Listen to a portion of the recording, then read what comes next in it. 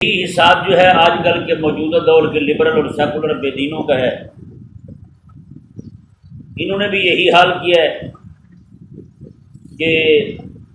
Science کے پورے شعبے ان کے پاس ہیں جی، سائنس کالج ان کے پاس ہیں، یونیورسٹیوں میں سائنس پڑھاتے یہی ہیں، اور کہتے ہیں کہ مولویوں نے آج تک موم بتی ایجاد نہیں کی،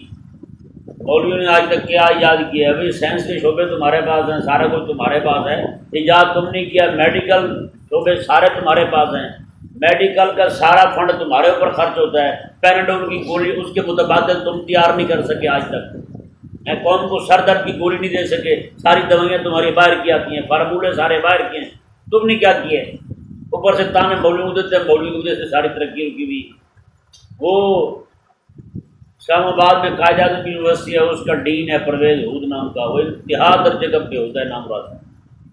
وہ تو نعوذ باللہ من ذالک سیدھا سیدھا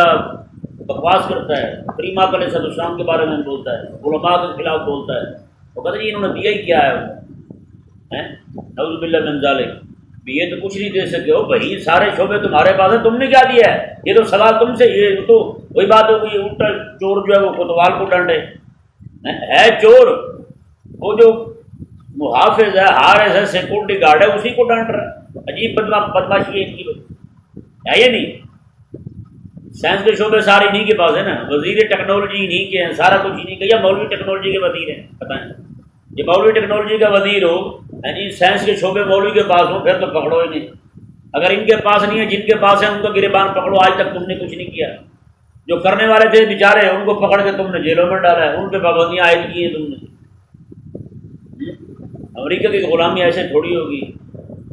وہ پھر اپنوں کو لٹکا کے جو کار آمد لوگ ہیں ان کو بیکار کر کے ہی امریکہ کی غلامی کا حق ادا ہو سکتا ہے، ویسے تو ادا نہیں ہو سکتا۔ تو ان کا حال جو ہے نا فرعونیوں کا بھی یہی تھا۔